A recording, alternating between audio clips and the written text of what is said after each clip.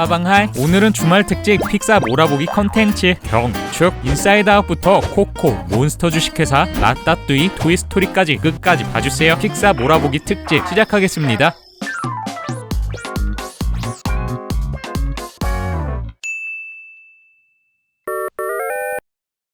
여기는 라일리의 머릿속 감정제어 본부. 기쁨이, 슬픔이, 소심이, 버럭이, 까칠이 각각의 감정들의 상황을 판단해서 라일리의 기억을 만드는 곳입니다. 그리고 이런 기억들이 모여 라일리의 추억을 만들고 성격을 형성하죠. 라일리는 화목한 가정환경 속에서 하키를 좋아하는 행복한 소녀로 자라납니다. 고작 11살뿐인 라일리에게 무슨 일이 있겠냐고요? 그렇게 생각했다면 오산이죠. 아빠의 직장 때문에 미네소타에서 샌프란시스코로 이사하게 된 가족. 라일리가 맞닥뜨린 현실은 암울한 그 자체였습니다. 지금까지 조용하던 슬픔이는 자기도 모르게 자꾸 기억의 구슬을 손을 대며 라일리를 슬프게 만드는데요. 기쁨이는 슬픔이를 계속 막아보지만 쉽진 않습니다. 두둥.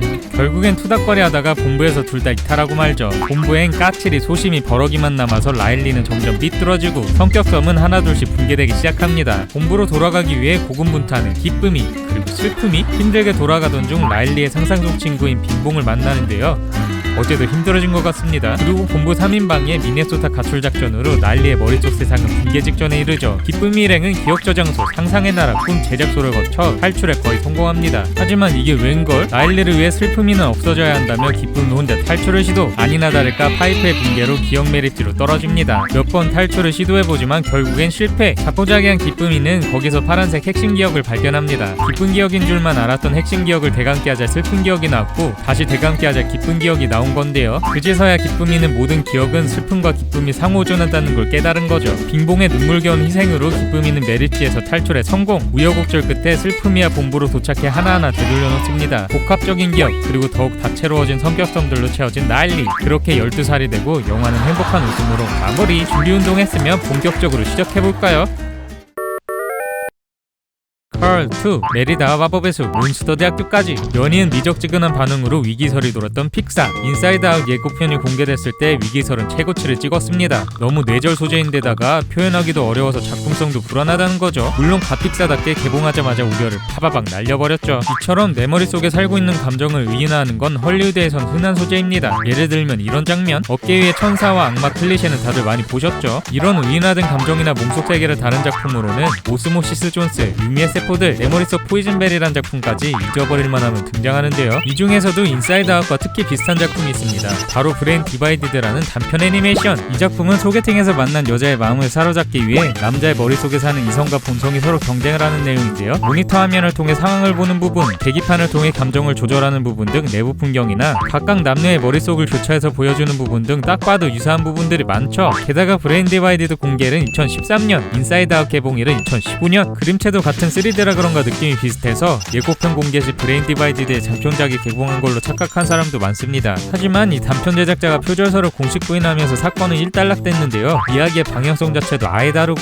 인사이드아웃 제작 작업은 2009년부터 시작한 걸 감안했을 땐 2013년이면 거의 제작 마무리 시점일 테니 표절일 확률은 거의 없어 보입니다. 사람 생각은 다 비슷한 걸까요? 이 작품도 엄청 재밌는데요. 다시 봐도 비슷한 것 같긴 하네요.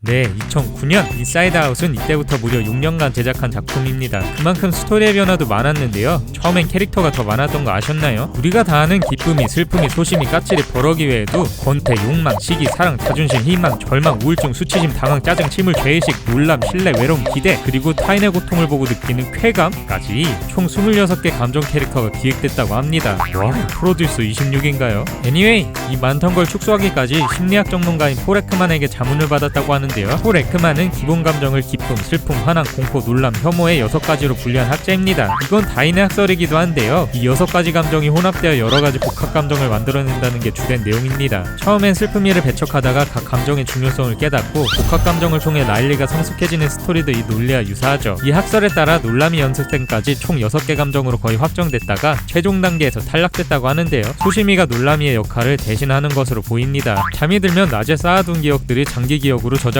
설정, 기억이 선별되어 장기 보관 혹은 폐기 처리되는 설정, 성인이 되어서 상상의 나라를 파괴하는 설정, 어렸을 때의 핵심 기억이 현재에 영향을 미치는 설정 등 고증을 거친 심리학의 설정들이 많은데요. 그래서 그런지 많은 대학교 심리학 수업 시간에 교육용으로 인사이드아웃을 틀어준다고 합니다. 네, 맞아요. 우리는 논 게 아니라 인사이드아웃을 보면서 심리학 공부를 한 거죠.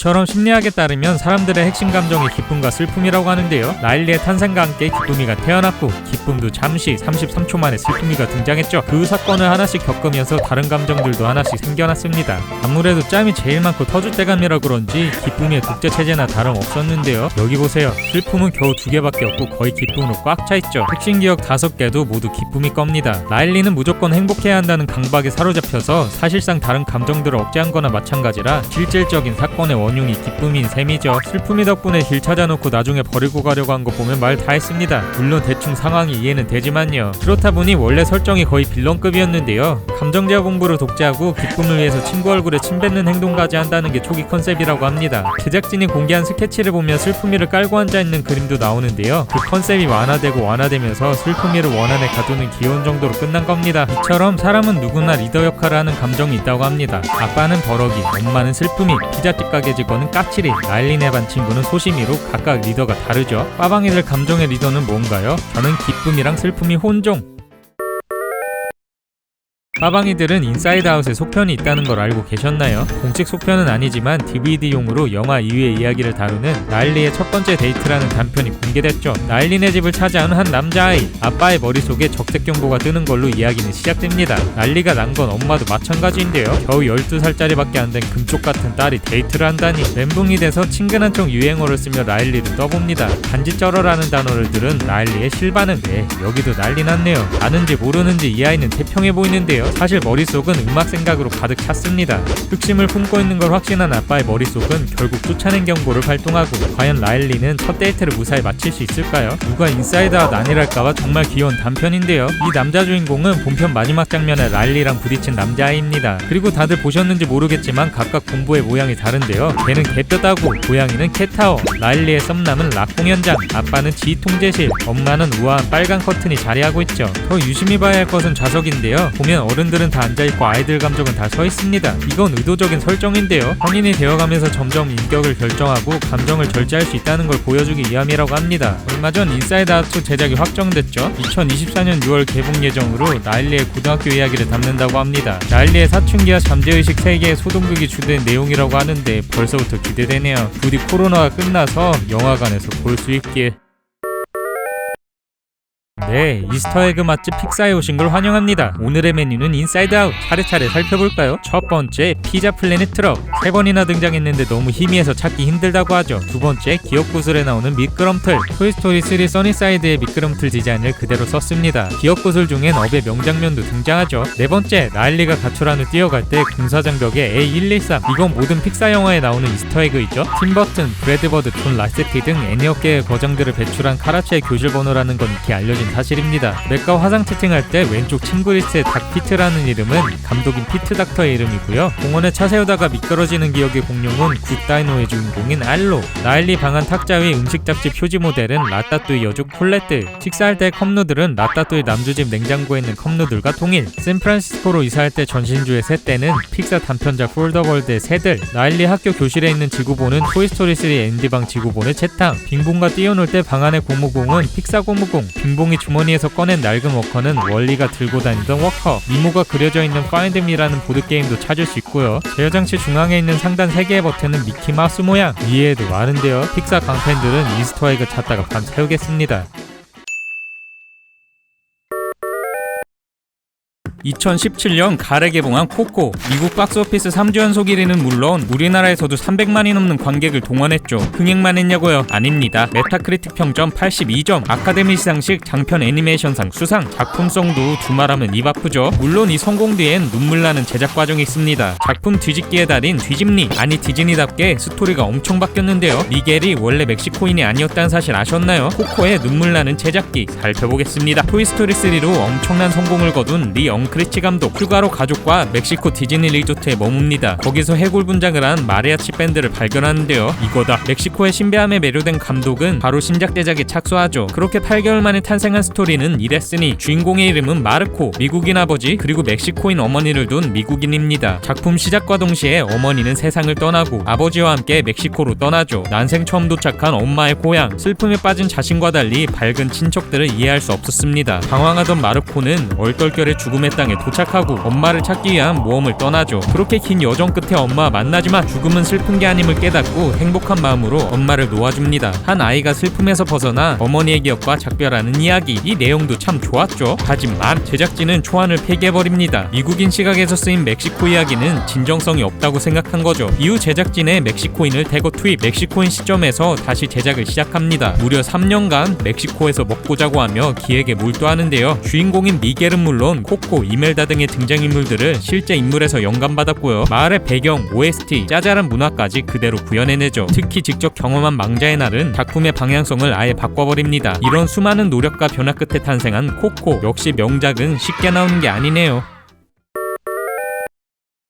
코코의 근본은 망자의 날이나 다름없습니다. 제목도 원래는 망자의 날이었다가 바꿨을 정도니까요. 분명 제삿날인데 너무 신나 보이는 사람들, 실제 망자의 날도 코코와 같을까요? 네, 맞습니다. 오히려 더 화려하고 신나죠. 망자의 날은 멕시코의 명절로 매년 10월 31일부터 11월 2일까지 3일간 치러집니다. 죽음의 여신을 숭배하는 아직텍제국 풍습에서 유래한 제사인데요. 관짝 댄스를 떠올리게 하는 이 흥겨움, 우리가 하는 제사와는 많이 다르죠. 이는 멕시코 특유의 밝은 사후 세계관 때문입니다. 멕시코에서의 저승은 이승에서 확장된 개념, 죽더라도 소멸되는 게 아니라 저승으로 건너간다고 믿죠. 그 저승은 너무나 화려하고 행복한 곳이고요. 망자의 날은 오랜만에 영혼이 이승으로 다시 오는 날인 셈인데요. 가족들과 해포를 푸는 그런 개념, 떠난 가족이 오랜만에 놀러온 거니 즐거움으로 가득할 수밖에 없는 겁니다. 이 날을 즐기기 위해 무려 1년 동안 준비하는 사람도 많다고 하죠. 준비의 핵심은 오프렌다, 우리나라로 치면 제사상인데요. 망자의 사진을 걸어놓고 생전에 좋아했던 음식, 물건 등을 올려놓는 곳입니다. 이걸 준비하는 데에도 일종의 규칙이 있습니다. 불, 흙, 바람, 물 4가지 원소가 꼭 포함되어야 한다는 것. 먼저 불은 촛불, 흙은 땅에서 왔다는 의미의 음식, 바람은 파펠 피카도, 영화 곳곳에 있는 이종이이죠. 멕시코의 민속예술로 종이를 잘라서 만드는 공예입니다. 물은 음료 혹은 대야의 물. 대야의 물은 조금 신기한데요. 놀러온 영혼이 깨끗이 씻으라고 면도기, 비누와 함께 둔다고 하죠. 사원소를 준비했다면 하이라이트, 마리골드를 장식해야 합니다. 마리골드는 멕시코의 국화이기도 한데요. 대야 시기가 망자의 날이랑 겹쳐서 망자의 꽃으로도 불리죠. 강한 향기, 밝은 색깔을 가지고 있어서 영혼의 길잡이 역할을 한다고 합니다. 다 준비했다면 해골 분장을 하고 신나게 놉니다. 제사가 즐거울 수 있다니 참 유쾌한 나라이네요. 미국에서 생각하는 저승, 우리나라가 생각하는 저승, 그리고 멕시코가 생각하는 저승, 같은 저승인데 이렇게 다를 수가 없죠. 이처럼 멕시코에서는 저승하면 밝고 화려한 세계를 떠올립니다. 제작진도 저승을 화려하게 만들려고 엄청 노력했는데요. 환상적인 분위기를 표현하기 위해 800만 개가 넘는 조명을 그려넣었다고 하죠. 딱 보면 더할 나위 없이 행복해 보이는 저승, 여기엔 무서운 비밀이 숨겨져 있습니다. 우리가 아는 저승은 지옥 아니면 천국으로 대변됩니다. 업보를 청산하기 위해 지옥에 가거나 보상을 받기 위해 천국을 가는 게 일반적 이죠. 하지만 멕시코의 저승은 삶의 연속일 뿐입니다. 일종의 이사 개념인데요. 좋은 사람이든 나쁜 사람이든 그대로 삶을 이어갑니다. 정말 무서운 게 이 점이죠. 이승의 사람들의 기억 그리고 재물로 운영되는 저승에서 이건 양날의 검으로 작용하기 때문입니다. 부자인 사람은 계속해서 부자가, 가난한 사람은 계속해서 가난한 사람이 될 확률이 높은 건데요. 가난하더라도 착하게 살았다면 구제받을 수 있는 동양의 저승과는 달리 나쁜 짓을 하더라도 인기가 많으면 행복하게 살 수 있는 게 멕시코의 저승인 거죠. 문제는 이 빈부의 격차가 갈수록 커진다는 것. 사람이 죽기도 하는 이승과 달리 저승은 망자가 계속해서 추가됩니다. 이 때문에 도시는 무한한 확장을 하고 빈부의 격차도 무한히 확장되죠. 이렇게 소외된 영혼들은 슬럼가에 모입니다. 화려한 번화가와는 달리 아무도 찾지 않는 이곳에서 쓸쓸히 세 번째 죽음을 기다리죠. 첫 번째 죽음은 육체 죽음, 두 번째 죽음은 몸이 땅에 묻혔을 때, 세 번째 죽음은 모두에게 완전히 잊혀졌을 때를 의미하는데요. 이 영혼들은 긴 시간 동안 서서히 죽어갑니다. 헥토르의 뼈가 낡아서 변색되고 곳곳에 금이 간 게 그 증거이죠. 에르네스토는 몇십 년간 벌을 받지 않고 호화스럽게 사는 것 보면 씁쓸할 따름이네요. 그래도 다행인 점은 에르네스토는 세 번째 죽음으로 비참한 결말을 맞이했다는 것. 막판의 기념관이 모두 사라진 것 보면 쓸쓸히 소멸됐음을 예상할 수 있습니다. 에르네스토와 헥토르는 이렇게 돼서 다행이지만요. 아닌 경우 과연 멕시코의 저승이 좋고 행복하기만 한 곳일지 다시 생각해봐야겠네요. 엄청난 노력으로 멕시코 문화를 한 땀 한 땀 그려낸 코코. 특히 미겔은 그 결정판인데요. 멕시코에서 흔히 볼 수 있는 평범한 외모에 정으로 포인트, 심지어 바지 밑단 접은 디테일까지 살렸다고. 멕시코 거래에서는 이렇게 바지 밑단을 접은 아이들을 쉽게 볼 수 있다고 하죠. 지금 우리가 주목할 것은 신발입니다. 바로 이 장면, 많은 멕시코인들의 취향을 제대로 저격했는데요. 이렇게 짤 니트윗만 몇만 건에 창클라 댄스까지 탄생했다고. 대체 이게 뭐길래요? 이건 창클라 문화라고 부릅니다. 슬리퍼를 의미하는 스페인어 창클라에서 유래. 엄마가 신발을 벗어서 아이들을 혼내는 문화를 의미하죠. 멕시코 포함 라틴계 아이들에게 신발은 가장 강력한 무기로 악명 높습니다. 이처럼 창클라는 멕시코 문화에서 차지하는 비중이 높습니다. 체벌의 상징이기도 하지만 노동자의 상징이기도 하죠. 제작진이 모티브로 삼았던 도시 과나후아토, 여긴 세계적인 신발 생산지로 멕시코 신발의 70%가 제작된다고 하는데요. 리베라 가문도 이 도시에서 흔히 볼 수 있는 신발 공장을 모티브로 했습니다. 이멜다가 힘들게 일으킨 신발 사업 덕분에 가족들이 대대손손 먹고 살죠. 신발은 리베라 가문의 자부심, 곧 정체성을 의미합니다. 헥토르를 자세히 보면 알 수 있는데요. 다른 등장인물들과는 달리 항상 맨발로 다니던 헥토르, 마지막 장면에서는 신발을 착용했다는 것, 다시 리베라 가문의 구성원이 됐음을 상징하는 장면입니다. 이외에도 재밌는 멕시코 문화가 많은데요. 다음 영상을 만들게 되면 소개하겠습니다. 뿅! 코코를 보다 보면 오는 특이점, 이 녀석들은 뭐지? 환상의 동물인 건 알겠는데요, 이질적인 느낌이 드는 건 어쩔 수 없죠. 갑자기 변신을 하질 않나, 이승으로 왔다 갔다 하질 않나, 대체 정체가 뭘까요? 얘네들의 이름은 알레브리에, 이승에서 저승으로 영혼을 안내하고 호위하는 영혼의 안내자입니다. 이승에서는 살아있는 동물로, 저승으로 가면 강력한 힘을 발휘하는 게 특징인데요. 평범한 고양이 페피타, 강아지 단테가 저승에서 강력한 게 그 이유 때문이죠. 이 신비로운 비주얼의 알레브리에, 탄생사도 무지 신비롭습니다. 멕시코 신화 속 동물, 동화 속 동물 이런 건 아니고요. 한 예술가의 작품에서 유래한 동물이라는 것. 첫 등장도 1940년대로 오래되진 않은 편이죠. 멕시코의 예술가 리나레스는 1943년 병으로 쓰러집니다. 하루 종일 병상에 누워 꿈을 꾸던 리나레스, 꿈속에서는 길을 헤매고 있었습니다. 그곳은 이상한 느낌의 숲. 얼마나 걸었을까요? 주변의 나무, 바위, 구름이 갑자기 변하기 시작합니다. 나비 날개가 달린 당나귀, 황소뿔이 달린 수탉, 곡수리 머리가 달린 사자. 현실에선 볼 수 없는 신비한 동물들로 변해 알록달록하게 빛나고 있었죠. 동물들은 다 같이 한마디를 외치고 있었습니다. 알레브리에스! 깜짝 놀라 깨어난 리나레스. 사경을 헤매던 그는 신기하게도 깨끗이 회복됐습니다. 그 후 꿈에서 봤던 강렬한 이미지의 동물들을 조각으로 만들기 시작하죠. 그렇게 탄생한 게 알레브리에. 리나레스 스토리와 함께 가족의 평안을 기원하는 선물로 인기를 끕니다. 그 후 세계적인 사랑을 받으며 멕시코를 대표하는 수호동물이 된 거죠. 건설의 동물인 줄 알았는데 의외네요. 두둥. 이게 우디의 초기 모습입니다. 성격 파탄자의 추악한 독재자 설정의 악역으로 섬뜩한 비주얼의 보카술 인형이었죠. 네, 우디의 모티브가 되는 인형은 많은 아이들, 아니 어른들도 무서워하는 보카술 인형입니다. 보카술 인형이 인기를 끌기 시작한 건 1930년대 라디오 공개방송에서 에드가 베르겐이라는 방송인이 보카술 인형 찰리 메카시를 등장시키면서부터인데요. 그날 이후 온갖 매스컴을 장악하며 신드롬급 인기를 끌게 되죠. 인형이 주인공으로 등장하는 찰리 메카시 쇼는 물론 영화까지 제작될 정도였습니다. 큰 인기와 함께 비슷한 쇼, 그리고 인형들이 쏟아져 나오는데요. 대부분은 아류작으로 불리며 주목을 받지 못합니다. 그러던 1947년 찰리 메카시 못지않은 인기의 인형이 등장하죠. 우디의 모티브이기도 한 하우디 두디. 1950년대는 바야흐로 카우보이의 시대. 서부 영화의 열풍과 함께 카우보이 장난감들이 큰 인기를 구가합니다. 하우디 두디는 기존 인기 있던 보카술 인형에 카우보이 컨셉을 더하며 단숨에 스타로 자리매김하죠. 토이스토리에서 우디의 라떼 이야기가 잠깐 나오죠. 잡지 1면을 차지하는가 하면 시리얼 광고에 등장하고, 토이스토리 외전에서는 $2,000에 낙찰되죠. 그 엄청난 인기가 전혀 과장이 아니었습니다. 하우디 두디 역시 시리얼 광고 등 여러 광고에 등장. 인형도 불티나게 팔렸는데요. 저렇게 무섭게 생긴 인형이 왜 이렇게 인기가 많아 하실 수 있는데요. 처음엔 지금처럼 호러스러운 이미지는 아니었습니다. 오히려 코믹하고 친근한 이미지였죠. 하지만 보카술 인형 소재 공포 영화들이 나오면서 지금의 이미지가 됐습니다. 우디도 이런 보카술 인형 컨셉의 빌런이었는데요. 최종 단계에서 일반 카우보이 인형으로 변경. 질투는 좀 많아도 다정하고 정의로운 주인공으로 등업하죠. 그리고 공포스러운 느낌은 벤슨이 몰빵해서 가져갔습니다. 네, 벤슨은 찰리 메카시를 모티브로 하는 캐릭터이죠. Anyway, 진짜 하우디 두디 컨셉으로 나왔으면 지금의 픽사가 없었을 수도 있겠네요.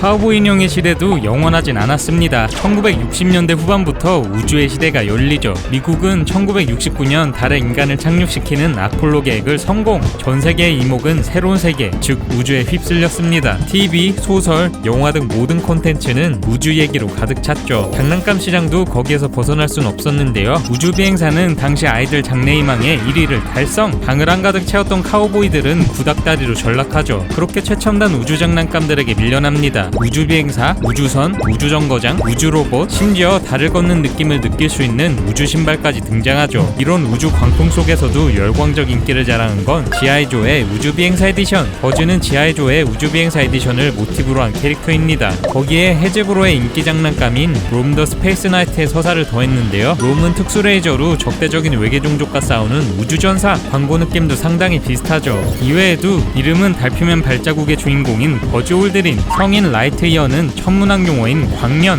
빌런 저그 황제와 네가디 앞바다의 반전은 스타워즈. 당시 인기 있던 우주 관련 모티브를 모두 혼합해서 재창조한 게 버즈인 셈입니다. 뿅.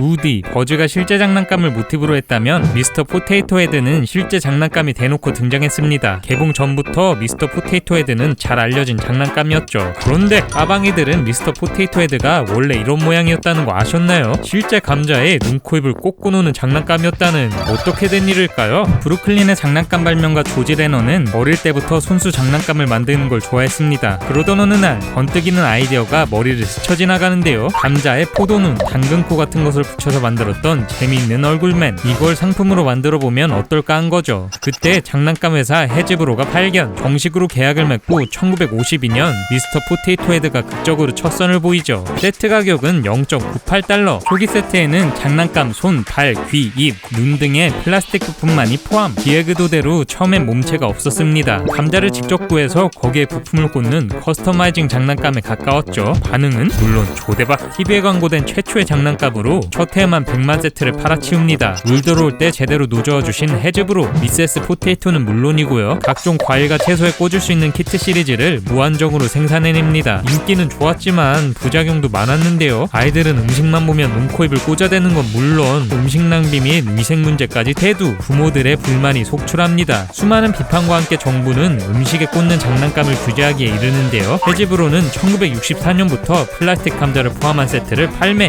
이게 지금의 미스터 포테이토 헤드의 전신이 되죠. 이걸 진짜 감자에 꽂았었다고? 처음엔 의? 했는데 다시 생각해보니까 재밌을 것 같네요.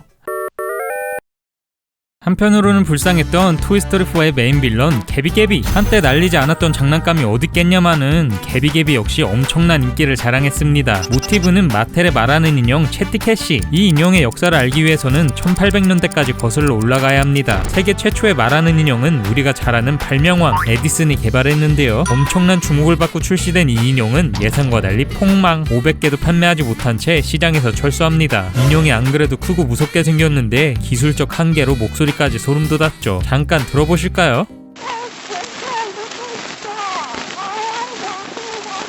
와우! 그렇게 말하는 인형은 빠르게 자취를 감춥니다. 몇십 년의 시간이 흐른 후 1960년 크리스마스, 말하는 인형 채티캣이가 등장. 말 그대로 시장에 돌풍을 일으킵니다. 바비 인형으로 유명한 마텔은 친근한 아이 이미지로 제작. 줄을 당기면 목소리가 나오게 했는데요. 멘트도 진짜 대화하듯이 사랑해, 잘자, 같이 놀자 등의 문장으로 구성하는가 하면 목소리는 아이들에게 이미 유명했던 성우 준포레이가 더빙을 하죠. 이런 노력으로 순식간에 전국백화점 품절대란, TV엔 채티캣이 광고와 뉴스로 가득 차며 난리가 납니다. 토이스토리에 나온 것처럼 자매품 찻잔 세트, 유모차까지 풀세트 장착. 채티캣이와 대하며 노는 게 당시 여자아이들의 로망이었죠. 하지만 인기는 길지 않았으니 채티캣의 성공 후 전화하는 버전, 노래하는 버전 등 업그레이드는 물론이고요. 벅스버니, 포키피그 등 기존 인기 인형들에도 목소리와 당김줄이 추가. 더 매력적인 말하는 인형들이 쏟아져 나옵니다. 희소성을 잃어버린 채티캣이는 그대로 벽장으로 직행하죠. 참 이런 것 보면 인형도 엄청 유행을 타네요. 개비개비가 흑화된 게 이해도 됩니다. 토이스토리3에서 많은 아이들을 공포에 빠뜨렸던 인형, 바로 몽키. 타가소에서 빅베이비와 함께 공포의 대상으로 등장했죠. 경비 볼 때 눈 돌아가는 모습이나 심벌즈로 우디를 퍽퍽 치는 장면은 지금 봐도 공포스럽습니다. 몽키 역시 실제 장난감인 졸리 침프를 기반으로 하는데요. 각종 공포 영화에 등장하면서 피에로와 투탑을 자랑하는 무서운 장난감이죠. 졸리 침프는 1950년 일본의 장난감 회사 다이신에서 출시됩니다. 인형을 구동하면 원숭이가 양손에 심벌즈를 치는데요. 무표정으로 쉴 새 없이 심벌질을 치는 원숭이의 모습은 호러 그 자체입니다. 사실 이렇게만 해도 무서운데요. 얼마 있으면 삐익 소리를 내면서 빨간 잇몸과 눈알이 튀어나오죠. 대체 이런 걸 누가 사? 라고 할 수 있지만 큰 인기를 끌었습니다. 공국인 일본보다 미국에서 데이트를 치는데요. 아이들이 아닌 어른들에게 인기가 많았다는 사실. 졸리침프는 1900년대 초반 길거리 학사들의 재주 부리는 원숭이를 모티브로 만들어진 인형입니다. 당시 길거리에는 골목마다 악사가 있었다고 하는데요. 워낙 경쟁이 심하다 보니 이목을 끌기 위해서 원숭이를 데리고 다니기 시작하죠. 이게 웬걸? 원숭이들은 악사보다 큰 인기를 끌게 되고 모든 악사들은 원숭이를 데려옵니다. 얼마나 인기였는지 다양한 장난감으로도 출시되는데요. 심벌즈 치는 원숭이는 물론 아코디언 연주하는 원숭이, 자전거 타는 원숭이, 종류도 참 많습니다. 하지만 1930년대 길거리 악사의 길거리 연주가 금지되고 원숭이들도 더 이상 볼 수 없게 됩니다. 세월이 지나고 1950년 졸리침프가 출시. 이 기괴한 장난감은 과거 향수에 젖은 아재들의 취향을 제대로 저격한 거죠. 반면에 아이들은 공포스러워했다는 우픈 사연. 아무리 과거 향수라도 자다가 눈 마주치면 기절할 것 같네요. 네, 다들 아시는 것처럼 라따뚜이는 엄청난 명작입니다. 현재까지도 메타크리틱 96점을 유지하고 있는데요. 픽사 전 작품 중 최고의 점수라는 사실. 이런 평가에 답하듯 역시나 높은 흥행 수익을 올렸죠. 무려 전세계 6억 2천만 달러의 흥행 수익을 기록했습니다. 우리는 대체 왜 라따뚜이에 열광할 수밖에 없는가? 답은 정말 간단합니다. 겁나 잘 만들어서이기 때문이죠. 이 작품에도 장인어른 픽사의 장인정신이 깃들어 있는데요. 제목부터 공들인 티가 팍팍 납니다. 제목인 라따뚜이는 프랑스 요리 라따뚜이를 의미하기도 하지만 휘젓고 다니는 쥐라는 중의적 의미를 가지고 있습니다. 빌런 스키너의 이름은 쥐 실험으로 유명한 행동심리학자 스키너에서 따왔죠. 쥐에겐 빌런이나 마찬가지니 찰떡이네요. 여기까진 약과입니다. 쥐의 모션을 현실적으로 구현하기 위해 애완용지를 스튜디오에서 기른 것은 당연하고요. 쥐 전문가를 불러서 쥐의 습관과 특징에 대해 상담받았다고 합니다. 그렇게 구현된 레미는 무려 115만 개의 털을 가지고 있죠. 번개에 맞은 버섯 모양을 구현하기 위해 실제로 버섯에 불을 지지질 않나. 쓰레기 더미를 사실적으로 그리기 위해 사과, 딸기 포함 15종류의 농산물을 썩혔고요. 물에 젖은 셔츠를 구현하기 위해 물에 직접 빠져봤다고 합니다. 와! 배운 변태가 영화를 만들면 어떻게 되는지 어김없이 보여주는 픽사. 이렇게 작업해서 나온 결과물의 디테일은 이렇습니다. 첫째, 콜레트의 손목 쪽 화상 자국. 이건 요리사들 사이에서 흔한 부상이라고 하죠. 둘째, 살찐 이고. 원래 맛없으면 삼키지 않는 이고. 처음엔 엄청 말랐는데요. 마지막 장면에선 살이 올랐죠. 셋째, 도마 있는 팥 자국. 링균이가 팔을 썰 때 남은 이 녹색 얼룩을 보세요. 그리고 마지막 넘쳐나는 이스터에그들. 피자 플래닛 트럭이랑 A113 쌀국수 패키지는 당연히 등장하고요. 여기저기 이스터에그가 넘쳐나죠. 인크레더블 팬티가 가장 인상적이네요.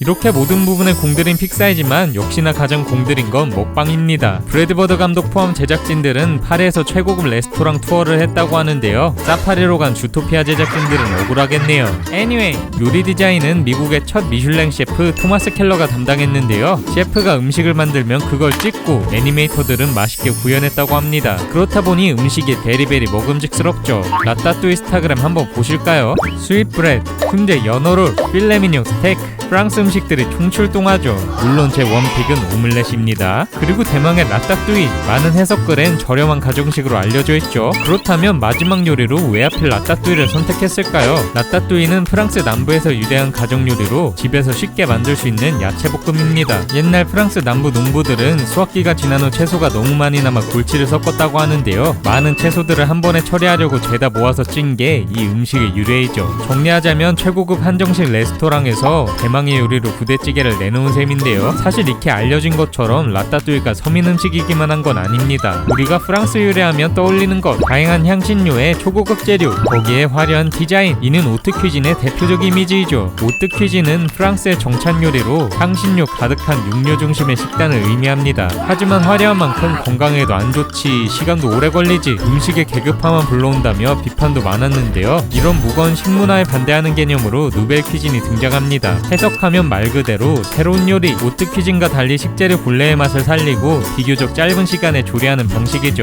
이 중심엔 부야베스, 코코뱅, 그리고 라따뚜이 등의 지방 전통 요리들이 있습니다. 이런 서민 요리들을 프랑스 식문화의 주류로 끌고 온 거죠. 다만 의도와는 달리 90년대 후반엔 고급 레스토랑 대표 메뉴의 70%가 라따뚜이 같은 누벨 퀴진 요리였다고 하네요. 또한 라따뚜이는 누벨 퀴진 요리 중에서도 실력을 뽐내기 좋은 요리입니다. 채소와 향신료, 조리법의 조합이 워낙 다양하다 보니 요리 실력을 가늠하기 좋다고 하죠. 음식 콩쿠르에서도 독창성을 보여줄 수 있는 라따뚜이가 득세했다고 하네요. 결론은 라따뚜이가 서민 요리에서 시작한 건 맞지만 고급 요리이기도 하다. 레미가 실력을 보여줄 비교적 안전한 방법을 선택했다고 봐도 되겠네요.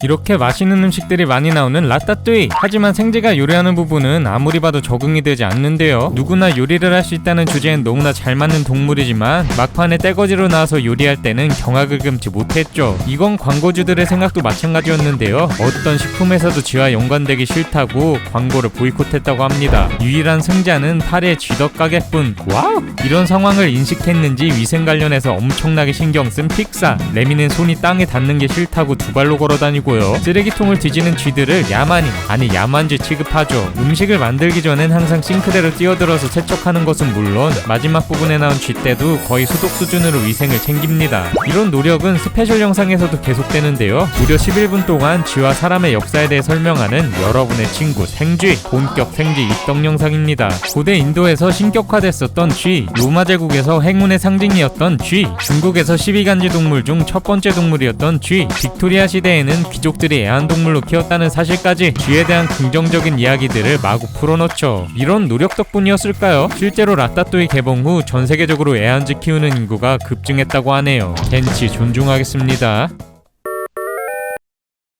한동안 인터넷을 떠들썩하게 했던 레미의 근황, 인사이드 아웃에 등장한 장면인데요. 레미와 비슷하게 생긴 생쥐가 등장해서 화제가 됐습니다. 우연이라 하기엔 눈, 코, 입 모양에 귀까지 똑같이 생겼죠. 이스터에그 좋아하는 픽사에서 이걸 의도 없이 넣었다고 아직도 많은 사람들은 레미가 아니냐며 의문을 남기고 있습니다. 콜레트가 성공한 셰프로 잡지에 등장하는 것에 비교하면 멘붕이네요. 하지만 이보다 더 그럴듯한 썰이 있습니다. 레미가 미쳐버렸다는 썰. 사실 처음부터 좀 이상하긴 하죠. 쥐가 사람과 함께 요리를 한다는 것은 설정이니 그렇다 쳐도 구스토의 등장신들은 상당히 이질적입니다. 회상도 아니고 상상도 아닌 게 뭔가 유령처럼 등장하기 때문인데요. 레미와 대화를 할 수 있는 것은 물론 직접적인 영향을 주는 기묘함 때문에 많은 괴담이 생겨났죠. 내용은 꽤나 그럴듯합니다. 쥐약으로 인해 엄마를 잃은 레미, 자신 그런 일이 생기지 않게 하기 위해 꿈을 버리고 쥐약을 감별하는 일을 합니다. 하지만 자신의 꿈과 너무 다른 길을 걷던 레미는 큰 혼란을 겪게 되죠. 그러던 중 쥐약의 냄새를 너무 많이 맡아 정신이 이상해지고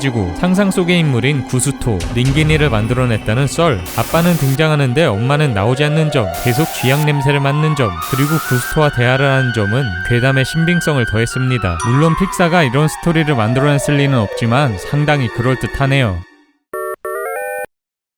진짜 충격적인 얘기는 지금부터입니다. 라따뚜이는 사실 실화를 기반으로 하고 있다는 썰이 있기 때문이죠. 그 주인공은 바로 구스토. 작중 구스토는 프랑스의 전설적인 요리사이자 구스토 레스토랑의 오너입니다. 레미에게 요리사의 꿈을 키워준 책의 저자이기도 하죠. 하지만 안토니고가 자신의 레스토랑의 별점을 낮게 매기자 방황하다가 세상을 떠나는데요. 세계의 많은 요리사들은 구스토를 보며 고 베르나르 루아조를 떠올렸습니다. 베르나르 루아조 역시 미슐랭 3성의 레스토랑을 가진 스타 셰프로 프랑스 최고 훈장을 받는 것은 물론 뉴욕타임즈 1면에 소개될 정도로 엄청난 명성을 가지고 있었습니다. 구스토처럼 자신의 이름을 내건 냉동식품도 대박내고 져서도 불티나게 팔렸죠. 하지만 미슐랭에서 등급을 낮추려고 하자 그 압박감을 버티지 못하고 세상을 떠나게 됩니다. 국내에도 소개될 정도로 충격적인 이 사건은 음식평론, 그 중에서도 미슐랭 가이드에 대한 비판을 불러왔는데요. 선정된 대부분의 음식은 고급 음식이고 별점은 음식을 계급화할 수밖에 없기 때문이죠. 라따뚜이는 이런 부분을 제대로 비판하고 있습니다. 영화의 막바지에서 결국 평론가 이고를 웃게 한 음식은 서민 음식, 즉 어머니의 음식이었죠. 그리고 마지막 평론에서는 평론가에 대한 좀 더 직접적인 비판을 하는데요. 이고 역시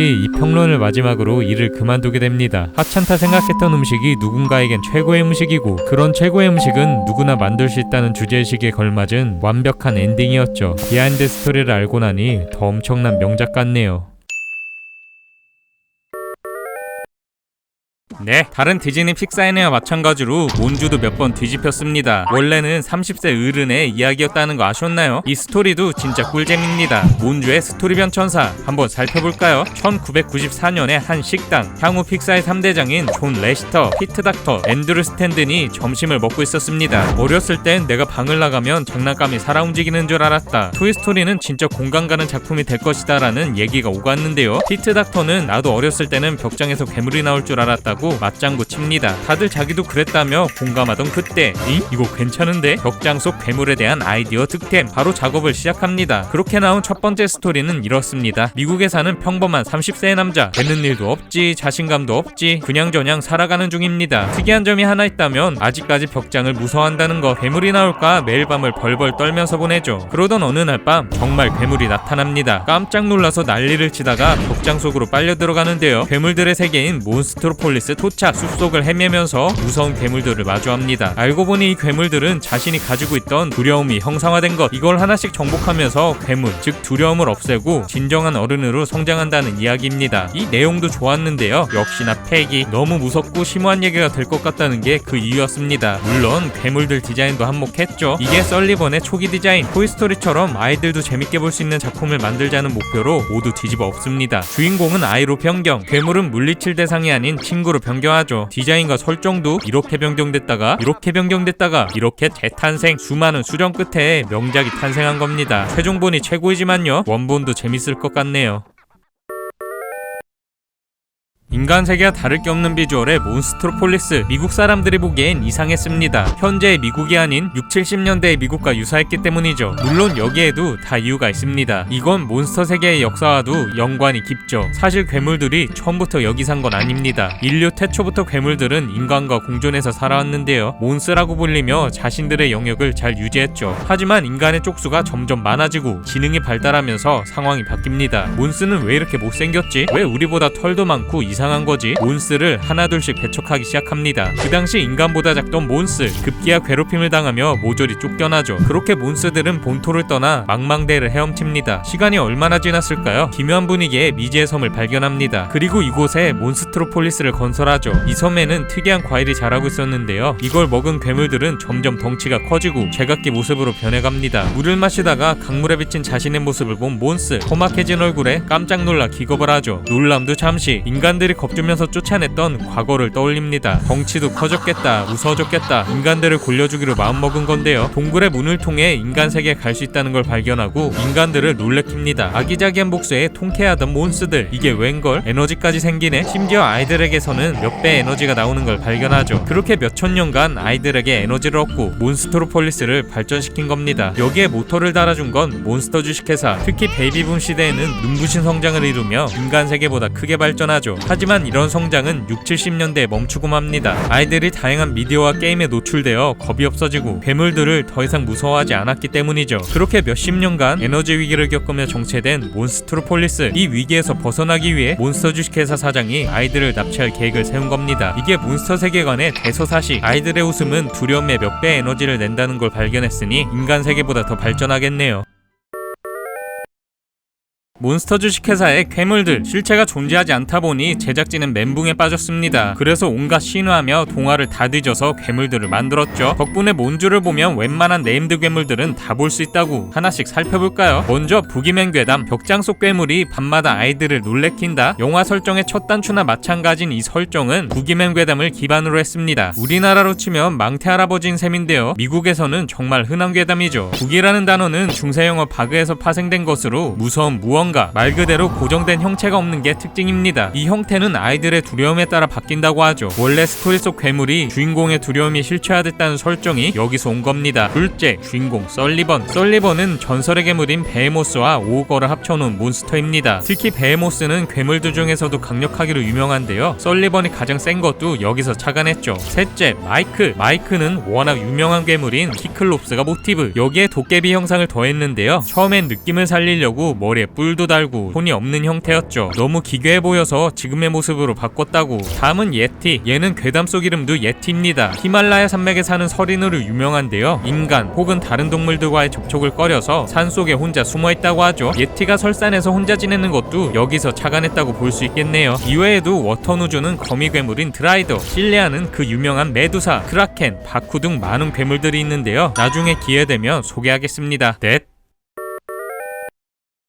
이런 노력으로 탄생한 몬스터 주식회사, 당연히 성공할 수밖에 없었습니다. 개봉 당시 역대인이 흥행 수익을 갈아치우면서 돌풍을 일으켰죠. 세계관도 탄탄하겠다, 바로 속편이 나올 수도 있는 상황이었었는데요. 12년이나 지난 2013년에야 속편이 나왔죠. 그렇게 등장한 몬스터 대학교, 흔한 티네이저 영화 같은 평으로 그리 좋지는 않았죠. 물론 흥행은 성공했지만요. Anyway, 빠방이들은 이 12년 사이에 진짜 속편이 기획됐다는 사실 아셨나요? 원래 이야기는 프리퀄이나 스피노프가 아닌 속편이 될 예정이었습니다. 설리반과 부가 만난 후 긴 시간이 흐르고 여전히 설리반은 부를 잊지 못합니다. 마이크는 부의 생일에 맞춰 선물을 주러 가자고 하죠. 그렇게 오랜만에 부의 방에 도착했지만 웬 할머니가? 멘붕이 세게 온 이 둘은 부를 찾으러 인간 세계를 돌아다닙니다. 여기엔 반전이 있었습니다. 부는 어디에도 가지 않았던 것, 거기 누워있던 할머니가 부였던 겁니다. 인간 세계와 몬스터 세계는 시간 개념이 달라서 몰랐던 거죠. 할머니가 된 부는 웃음을 잃은 채 살고 있었습니다. 설리반은 마지막으로 부를 웃겨주고 다시 돌아오는 걸로 마무리. 이건 속편의 여러 기획안 중 하나였는데요. 도중에 픽사가 디즈니에 인수되면서 프로젝트 자체가 엎어졌습니다. 만약 이렇게 나왔다면 토이스토리 3 못지않게 감동적이었을 것 같은데 아쉽네요.